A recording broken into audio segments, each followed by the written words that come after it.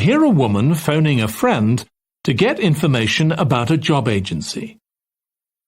First, you have some time to look at questions 1 to 5.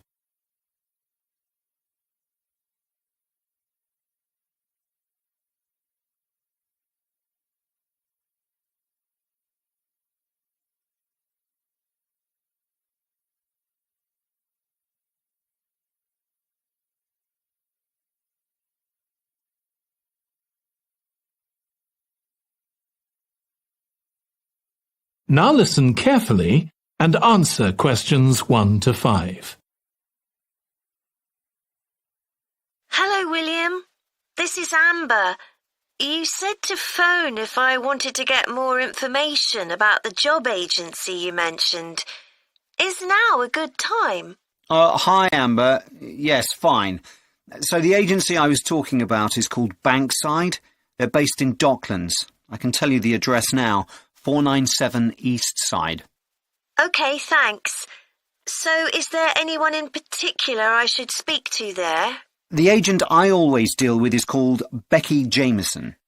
Let me write that down. Becky... Jameson. Jameson.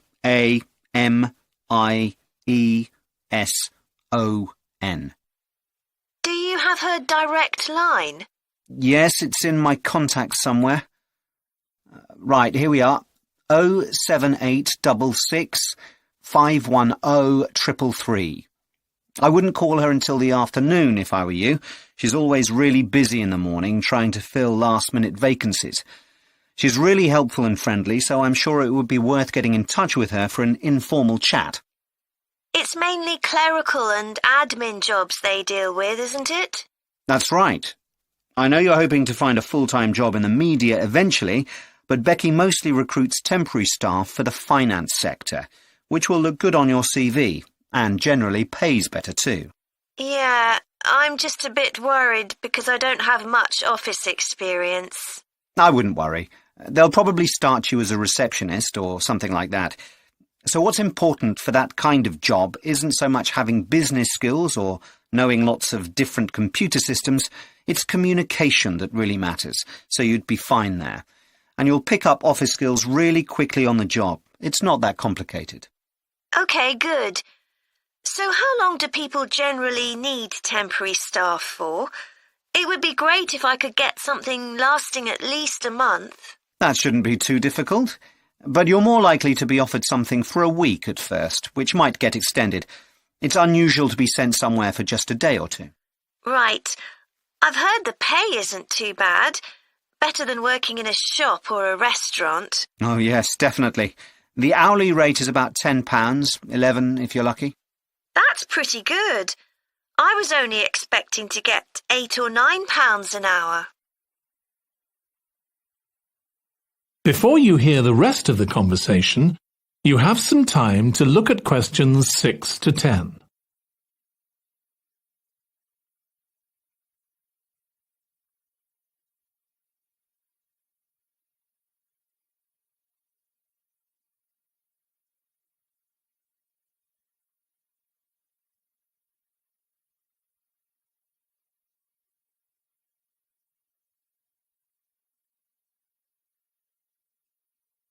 Now listen and answer questions 6 to 10. Do you want me to tell you anything about the registration process? Yes, please.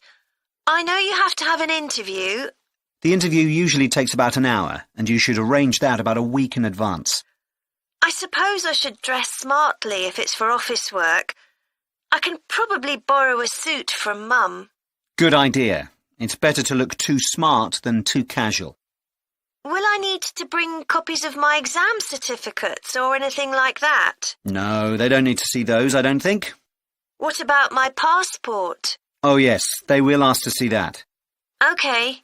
I wouldn't get stressed about the interview, though. It's just a chance for them to build a relationship with you, so they can try and match you to a job which you'll like. So there are questions about personality that they always ask candidates, fairly basic ones, and they probably won't ask anything too difficult, like what your plans are for the future. Hope not. Anyway, there are lots of benefits to using an agency. For example, the interview will be useful because they'll give you feedback on your performance so you can improve next time.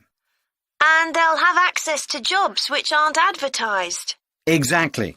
Most temporary jobs aren't advertised. And I expect finding a temporary job this way takes a lot less time. It's much easier than ringing up individual companies. Yes, indeed. Well, I think I've covered it. That is the end of part 1. You now have 1 minute to check your answers to part 1. Part 2. You will hear a woman giving a presentation about a holiday on an island in Britain that her company organises. First, you have some time to look at questions 11 to 14.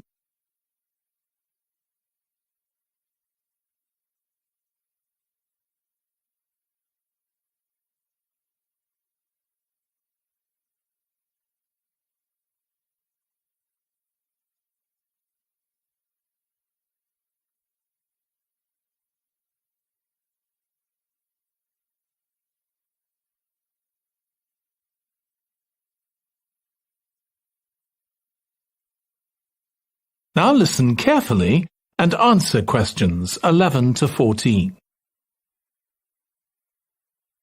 Good morning. My name's Erica Matthews, and I'm the owner of Matthews Island Holidays, a company set up by my parents. Thank you for coming to this presentation, in which I hope to interest you in what we have to offer.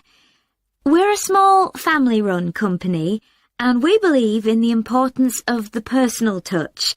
So we don't aim to compete with other companies on the number of customers. What we do is build on our many years' experience, more than almost any other rail holiday company, to ensure we provide perfect holidays in a small number of destinations, which we've got to know extremely well. I'll start with our 6-day Isle of Man holiday. This is a fascinating island in the Irish Sea, with Wales to the south, England to the east, Scotland to the north, and Northern Ireland to the west. Our holiday starts in Heysham, where your tour manager will meet you. Then you'll travel by ferry to the Isle of Man. Some people prefer to fly from Luton instead, and another popular option is to go by train to Liverpool and take a ferry from there. You have 5 nights in the hotel, and the price covers 5 breakfasts and dinners, and lunch on the 3 days when there are organised trips. Day 4 is free, and most people have lunch in a cafe or restaurant in Douglas. The price of the holiday includes the ferry to the Isle of Man, all travel on the island, the hotel, and the meals I've mentioned.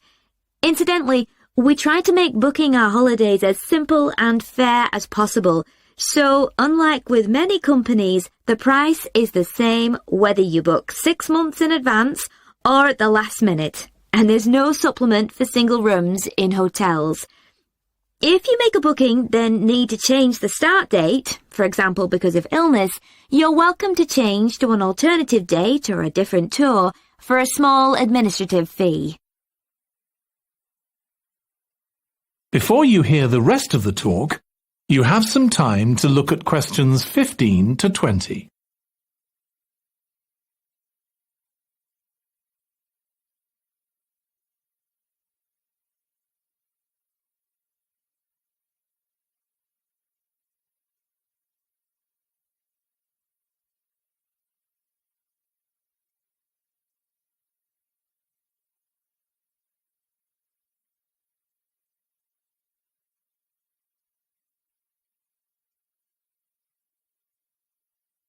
Now listen and answer questions 15 to 20.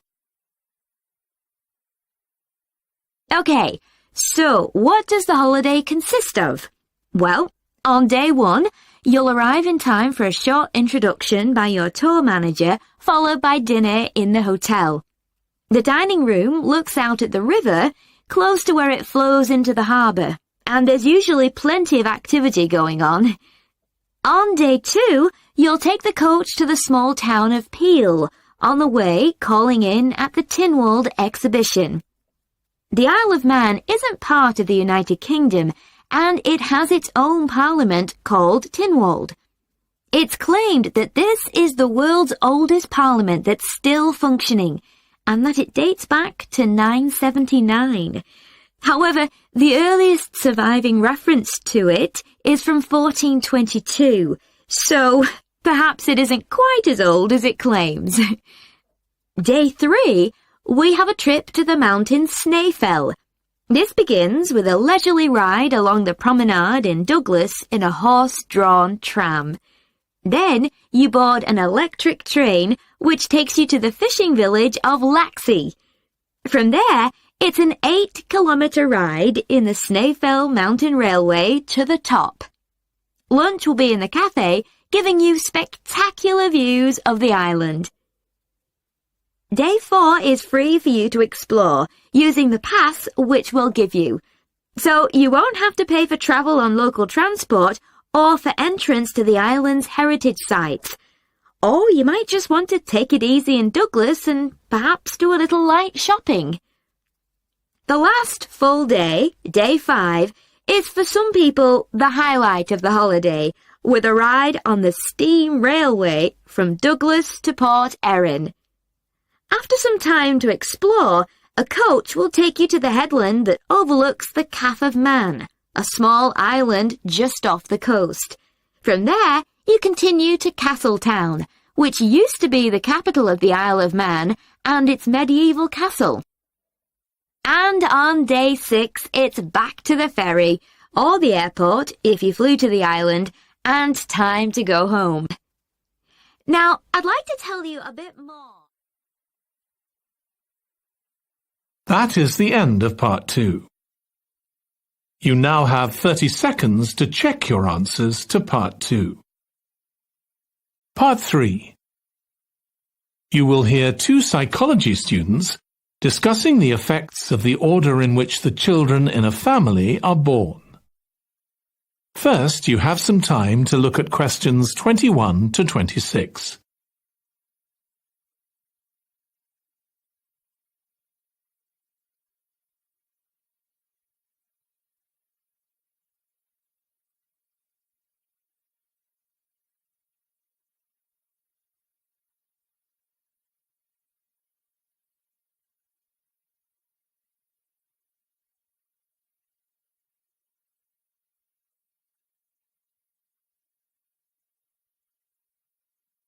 Now listen carefully and answer questions 21 to 26. Ed, how are you getting on with the reading for our presentation next week? Well, okay, Ruth, but there's so much of it. I know. I hadn't realised birth order was such a popular area of research. But the stuff on birth order and personality is mostly unreliable.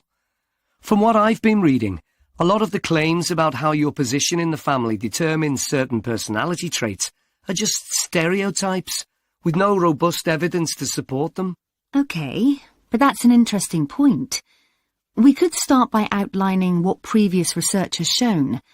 There are studies going back over 100 years. Yeah, so we could just run through some of the typical traits.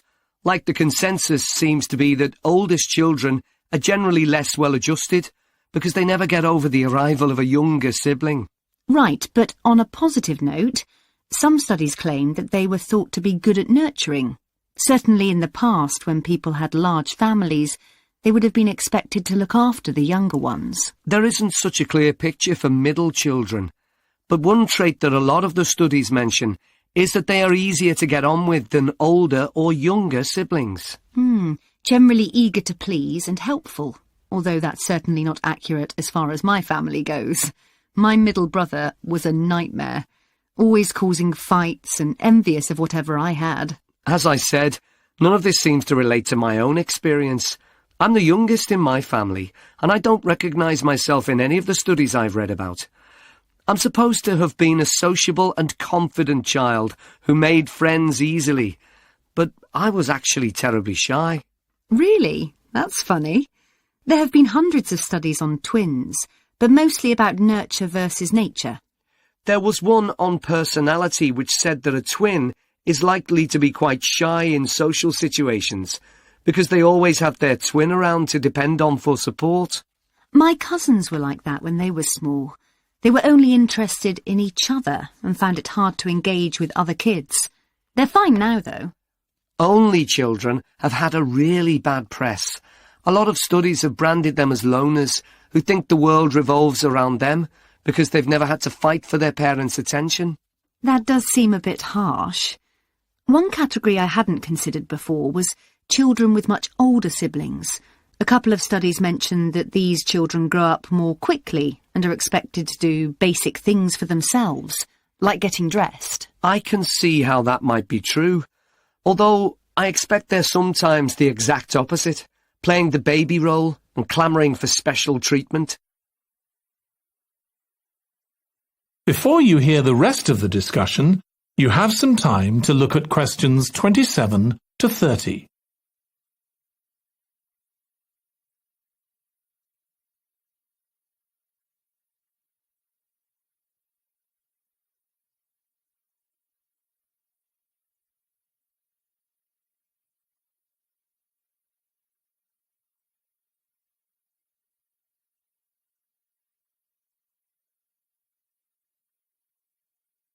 Now listen and answer questions 27 to 30.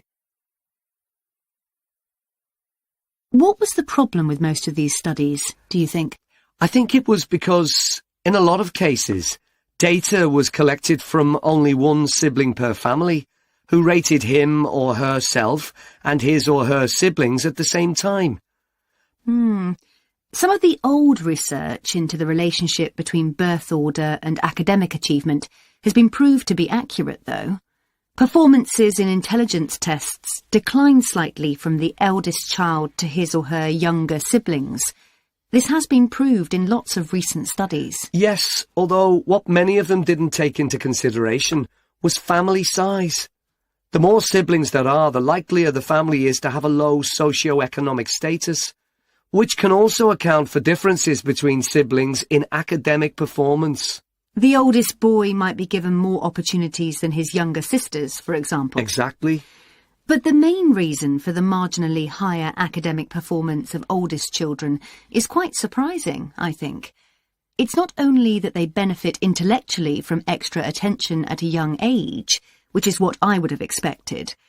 It's that they benefit from being teachers for their younger siblings by verbalising processes. Right.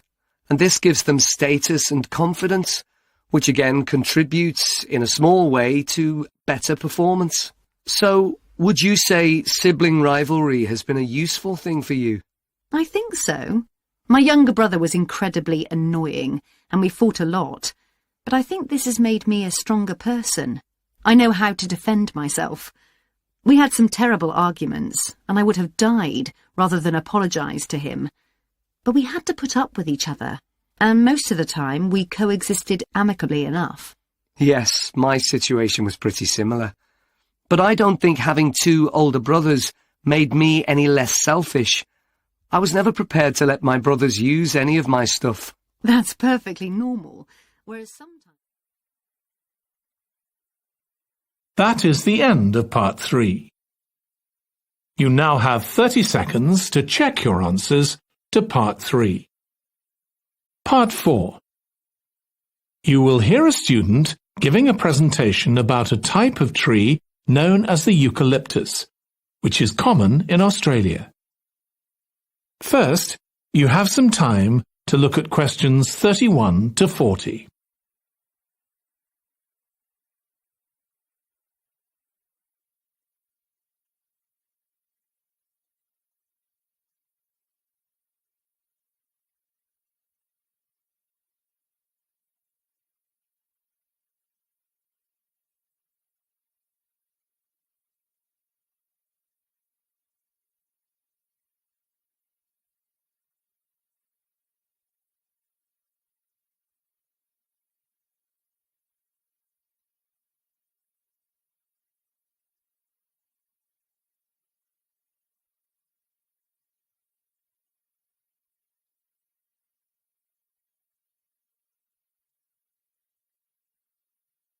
Now listen carefully and answer questions 31 to 40.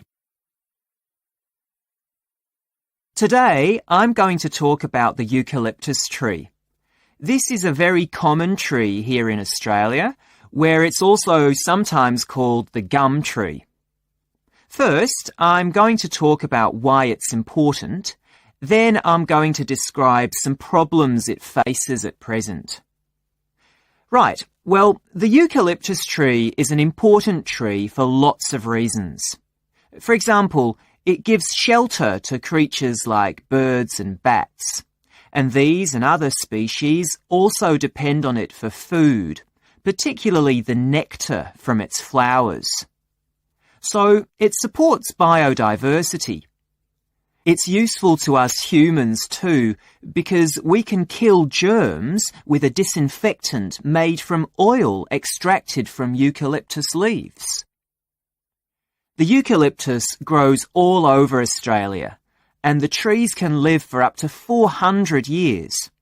So it's alarming that all across the country, numbers of eucalyptus are falling because the trees are dying off prematurely. So, what are the reasons for this? One possible reason is disease. As far back as the 1970s, the trees started getting a disease called Mundula yellows. The tree's leaves would gradually turn yellow, then the tree would die. It wasn't until 2004 that they found the cause of the problem was lime, or calcium hydroxide, to give it its proper chemical name, which was being used in the construction of roads. The lime was being washed away into the ground and affecting the roots of the eucalyptus trees nearby. What it was doing was preventing the trees from sucking up the iron they needed for healthy growth. When this was injected back into the affected trees, they immediately recovered. But this problem only affected a relatively small number of trees. By 2000, huge numbers of eucalyptus were dying along Australia's east coast of a disease known as bell miner-associated dieback. The bell miner is a bird, and the disease seems to be common where there are high populations of bell miners. Again, it's the leaves of the trees that are affected. What happens is that insects settle on the leaves and eat their way round them, destroying them as they go, and at the same time they secrete a solution which has sugar in it. The bell miner birds really like this solution, and in order to get as much as possible, they keep away other creatures that might try to get it. So these birds and insects flourish at the expense of other species, and eventually so much damage is done to the leaves that the tree dies.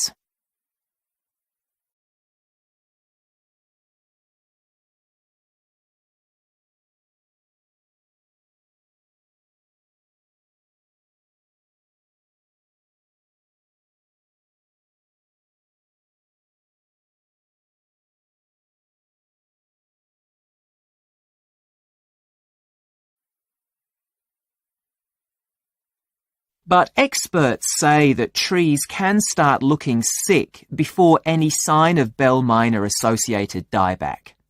So it looks as if the problem might have another explanation. One possibility is that it's to do with the huge bushfires that we have in Australia. A theory proposed over 40 years ago by ecologist William Jackson is that the frequency of bushfires in a particular region affects the type of vegetation that grows there. If there are very frequent bushfires in a region, this encourages grass to grow afterwards, while if the bushfires are rather less frequent, this results in the growth of eucalyptus forests. So why is this? Why do fairly frequent bushfires actually support the growth of eucalyptus? Well, One reason is that the fire stops the growth of other species which would consume water needed by eucalyptus trees. And there's another reason. If these other quick-growing species of bushes and plants are allowed to proliferate, they harm the eucalyptus in another way by affecting the composition of the soil and removing nutrients from it. So some bushfires are actually essential for the eucalyptus to survive as long as they are not too frequent. In fact, there's evidence that Australia's Indigenous people practiced regular burning of bushland for thousands of years before the arrival of the Europeans.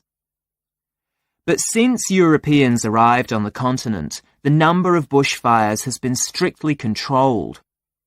Now, scientists believe that this reduced frequency of bushfires to low levels has led to what's known as dry rainforest, which seems an odd name as usually we associate tropical rainforest with wet conditions. And what's special about this type of rainforest?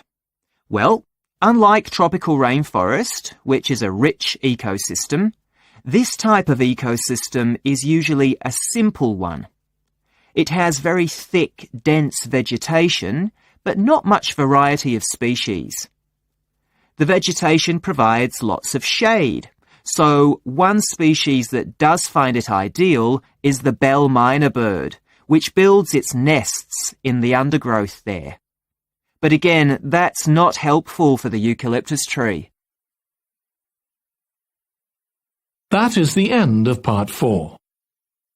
You now have 1 minute to check your answers to part 4.